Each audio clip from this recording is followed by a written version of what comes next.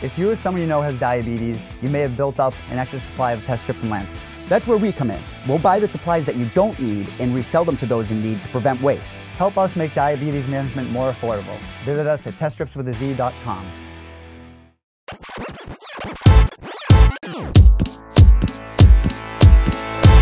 All right, we have one of the big winners of Saturday night's UFC on ESPN Plus event in Raleigh, North Carolina, back on the show. He picked up a unanimous decision win over Felipe Colares. Montel Jackson is back on the show. Montel, congratulations. How are you, sir? I'm doing great. How are you guys doing?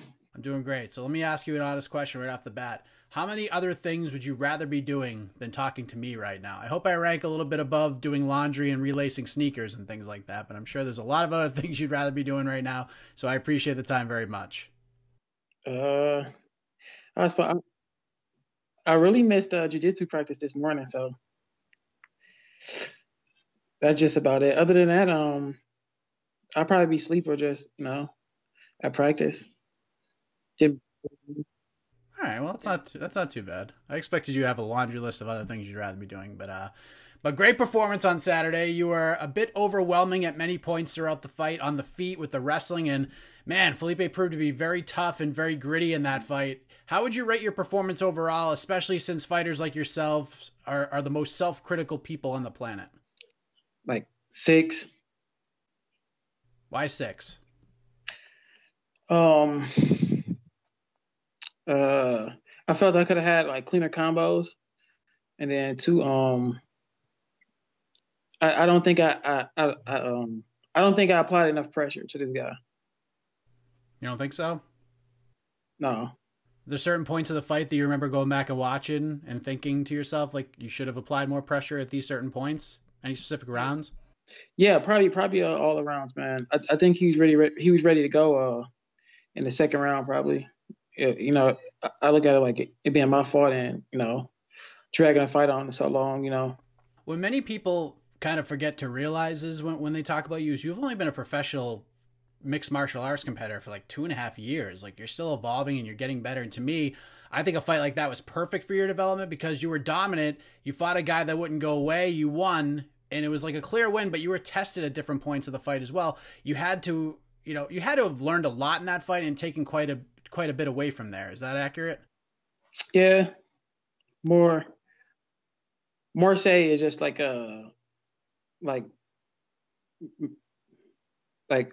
making adjustments and then applying them right away.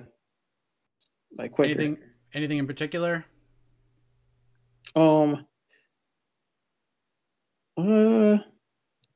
could have struck more out in the open, but I could have been striking more out in the open, but I think what he didn't want to do was he didn't want to wrestle me, so I made him wrestle, and then I made him fight me in the clinch a lot more, just to keep the pressure on him and just to keep like trying to suck every little bit out of him to make him fight me in like every aspect of the fight, other than if I'd have stayed out at range and just struck a little bit more with him, then I think he'd have got a little bit more comfortable. But once I start to apply more and more pressure, and keep wrestling him, keep clinching him, keep fighting him and keep fighting him very, very close, then I know he was gonna have a hard time adjusting. The end of the first round, I know 3-piece Minnesota was such a huge thing last year, but you threw the entire freaking menu at that guy, and you were landing almost all those punches. His head was rocking back, and I, along with everybody else in the media world and the social media world, and a lot of fighters on Twitter too, were like, how the hell did he stay up? Like, how did he survive all of that? So when that horn sounded after that insane flurry that you threw, like, what were you thinking walking back to the stool before the second round? I got to catch my breath. I got to do it again. That's all I thought about. I got to catch my breath. I got to do it again. And I think, man, I think he was knocked out, man. I was waking him up, man, with the punches. You think so? It looked like that to me at different points as well. So, like, he was like, his arm was like up. It was like, I was like, oh yeah, he knocked out. And then I was like waking him up with the punches. So it's all right. Were you surprised it wasn't stopped? No, I wasn't surprised. I would have thought, like, they'd have stopped the fight, but this dude just ate like 15 punches to the face, but he was still standing up. or the fence was still holding him up. So keep punching. I think what caught everyone's attention on Saturday night was the walkout song. You walk out to Whitney Houston's "I Will Always Love You," and while many people, applauded you for the selection and said you won the walkout song of the night, I had seen on Facebook that there was more to that than just, a different kind of a walkout song. So for those who may not know, why did you choose that particular song? My coach Jake, his mom died, I think a little bit into like halfway into my camp. His mom died. And, he tried to be all macho and stuff, but I know he was messed up. And I know his brother Morgan was messed up too. Their mom died. So, for him to still, continue to coach and still come, it just showed, how strong he is and how committed he is to, me and to my career, man, that, he can put his feelings and emotions aside and still continue to coach and still, be there for my camp. So, it was just that small, bit of gratitude to him and to pay tribute to his mom. I met his mom a couple times and she was very, very nice. Did he know you were going to do that before Saturday? No. And then it was even more funnier because Heidi, Heidi Dean. Yeah. Okay, she texted me, she asked me, she said, Montel, are you going with your regular walkout son? And it's usually yes, because my song never really changes. So when I told her, Whitney Houston, I Will Always Love You, she said, what? Is this Montel? I said, yeah. She said, you sure? I'm like, yeah. She like, I'm going to confirm with you in person when you we get a fight. And then Jason, he takes both of my phone numbers and asks me Montel, you picking Whitney Houston, I will always love you? I'm like, yeah. Don't tell Jake either. And he's like, you sure? I'm like, yeah. He like, okay. And then I thought that was funny, man, because it really was. Were you surprised at the response in the arena? Because everyone seemed to dig it and were singing along and stuff. Were you surprised at that? I mean, you may not even heard it because you were so focused on the fight, but were you surprised how positive the reaction was to the song? It's Whitney Houston, man. We love Whitney Houston, man. And then especially that song, who don't know that song, man? I mean, you can tell that song's been played 1 million times. That song's been heard 1 million times, and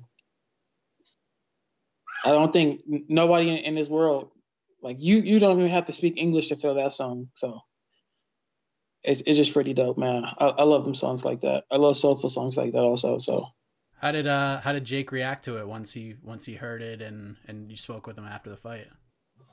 I knew he was crying, but I couldn't see him because he was standing behind me. But he thought I didn't know he was crying. I saw him crying. But when he came out, when I turned around and looked, he's like, what? I was like, this your song? Because he wanted me to come out to a different song or whatever. I was like, nah, I'm not coming out to that, man. He thought I was going to come out to my regular song, but I surprised him. You're probably going to have to come out to that every time you fight now. People are going to be hoping for it. I don't know. In terms of what's next for you, I know the opponent doesn't matter all that much to you, but I guess I'll frame it this way. In a perfect world, when would you like to fight again? Do you have a specific time frame, month, a specific card in mind? It's whatever, man. It's whatever. Whatever they got lined up, man. Just send out the notice. Send that paperwork. We gonna get right to it. We ain't gonna waste no time. You ready to get right back in it? If they offer you a fight in March, April, is that good enough for you? Yeah, hell yeah, man. Hell yeah. I had a 9-month layover. I'm ready to fight, man. I used to fight all the time, man. As an amateur, I'm fighting all the time. My first time pro, I'm fighting all the time. Boom. I'm looking to try to get a fight every month, every 2 months. Just to stay in there, stay in the mindset, staying fresh, staying ready. Go back to what you're used to. This is how your career began. Yeah, you gotta stay busy. You gotta get active, man. Can't sit there and wait around, man. I'd be remiss if I didn't ask you how's Ode doing? How Otis, as you like to call him, how is he handling his UFC debut and what happened in that fight with Kelleher? Ode's a competitor. He's a competitor. He's a smart guy. He it ain't too much really I can tell him. He got he just gotta make the adjustments. He gotta be able to recognize and identify what went wrong, why it went wrong, how it went wrong, and how he can do better. How can he better prepare? How was like, his outlook or his change and his, his whole the whole processing thing. Like it's all up to him, man. Like ain't too much I can really tell him, man. That ain't nothing I can really tell him that he don't know, man. He know what he gotta do. So I just want to see him come to practice. When he come to practice, we just get right back to it, back on the grind. I'd agree with that. He's a very smart guy. He's a competitor, like you said, so he'll be back soon enough, no doubt about that. How did you celebrate the big win in Raleigh, North Carolina? Was there a lot to do out there for you to sow those wild oats, so to speak? What was the best thing? I think North Carolina got this. It's like this local soda that they make. It's like this cherry cola soda. That was the best thing that they had back there. They had ice cream, and it wasn't melted in the green room, so that's good. I ordered some. I got back to the hotel one. There wasn't nothing really too much open there, but because I stayed and watched all the fights in the back. But we got back and we just hung out downstairs in the hotel bar, lobby area, ordered some pizza. Then I went to sleep. It's time to go home. You flew back on Sunday? Of course. Gotta get right back home. I gotta go home, man. So Saturday, obviously a fun night in the sports world. Sunday, a little bit of a different story. We all know what happened there with the tragic helicopter crash, which killed 9 people. One Kobe Bryant and his daughter Gianna was a part of that. And whether you were a fan of Kobe or a sports fan in general or any really walk of life, I think that one stung a little bit. Like it caused a lot of reflection, at least for me, and it made us sort of take a look at ourselves and those around us. And it was a really tough pill to swallow. And the other thing I want to mention is that, this is a lesson, and we've talked about media and journalism and things like that. This is a lesson in media as well, that being right about the information is more important than being first to report something. So I think that was a lesson to be learned. But man, what a crappy day Sunday was. How did you react to that? Man, I was crying, man. Kobe Bryant was like,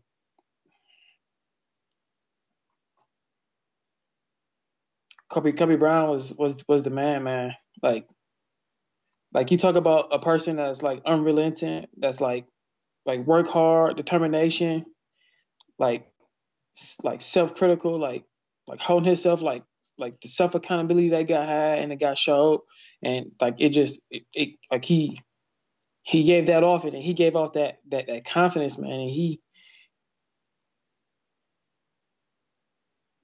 wasn't afraid, man. He wasn't afraid to take the tough shots, to take the pressure, to carry the, like he wanted that. He embraced that.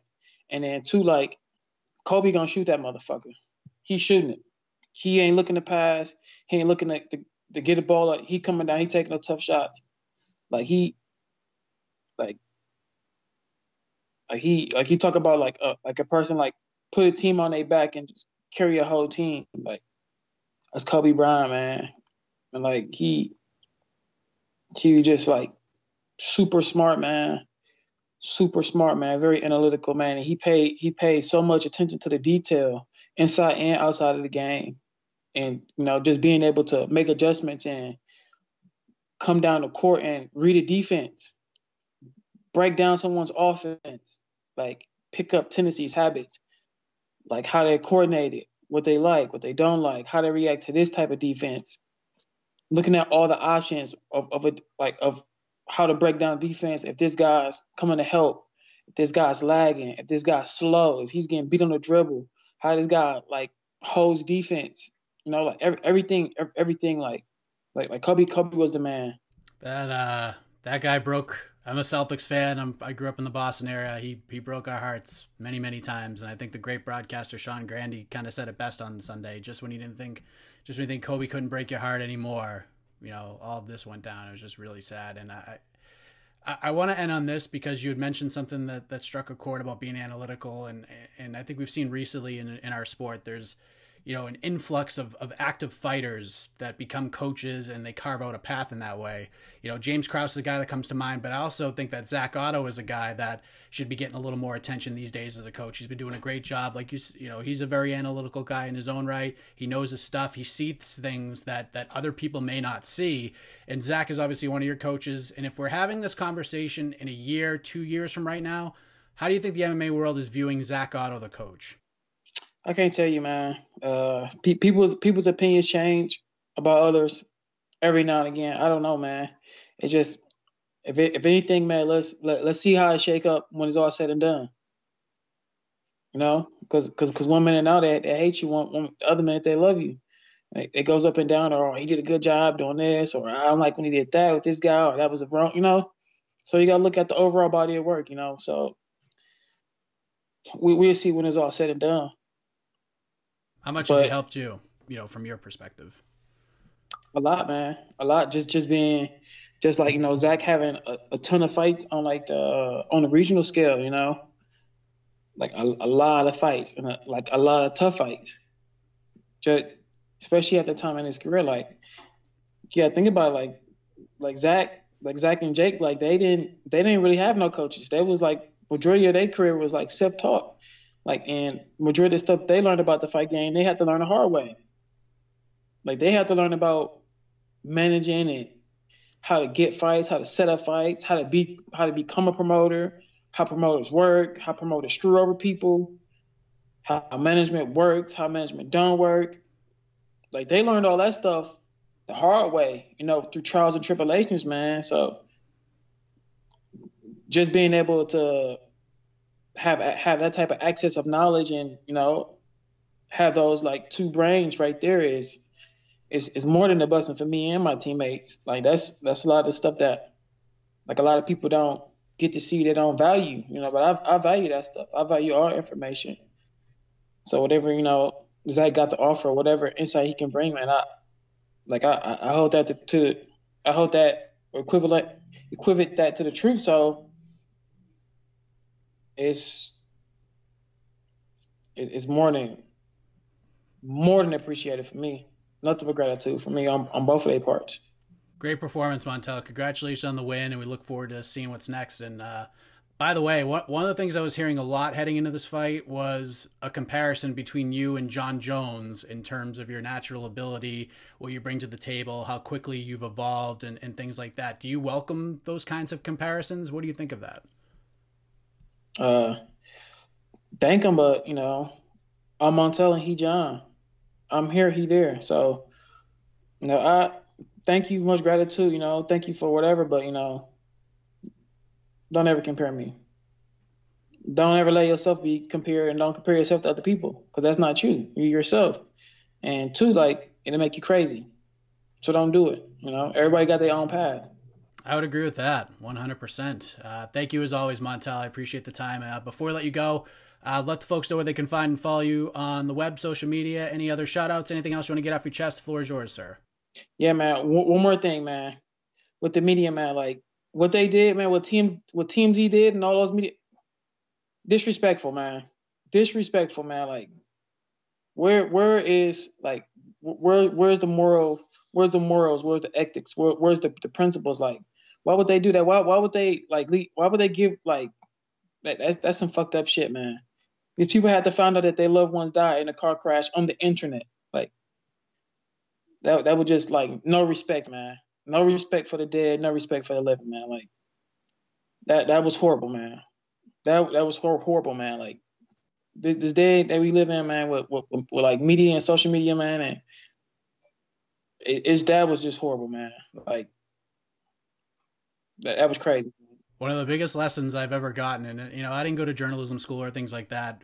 I'm kind of learning on the fly myself, and I know what's right and what's wrong. And I think hearing Denzel Washington talk to a member of the media on the red carpet about being first and ethics in journalism and things like that. That's one of the things that really stuck out to me. He goes, it's all about being right. It's not about being first. And I think especially with something like that, you have to be cognizant of those kinds of things. And, it's a lesson that needs to be learned. It's not about being first. At the end of the day, a man and his daughter and 7 other people lost their lives.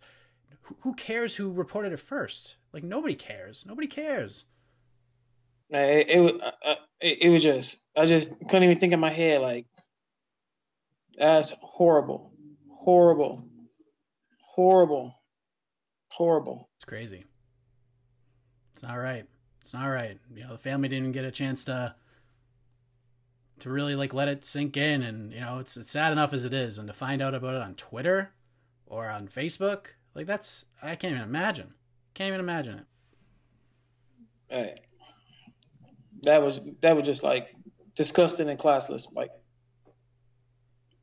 I don't even want to talk about it no more, man. Like, yeah, I agree. That's, yeah, I don't know if we can even transition from that point. But thank you. Anything else you want to say before I let you go, sir? no, man. Thank you for having me. Shout out to Mr. Ed from Iridium. Shout out Iridium Sports Management. Shout out Pure Vita, my coaches, all my teammates. Shout out Sky Houston's 360 Brazilian Jiu-Jitsu. Shout out Flow Life. Shout out Trifecta. And you guys can follow me on social media at Montel Quick Jackson on Facebook, Montel Quick Jackson on Instagram with the handle of Yo Soy Rapido, and Montella135 on Twitter. Thank you, guys. Thanks, Montel. Appreciate it. Peace, love, and plenty hair grease, my brother. You too, man. Thanks, man.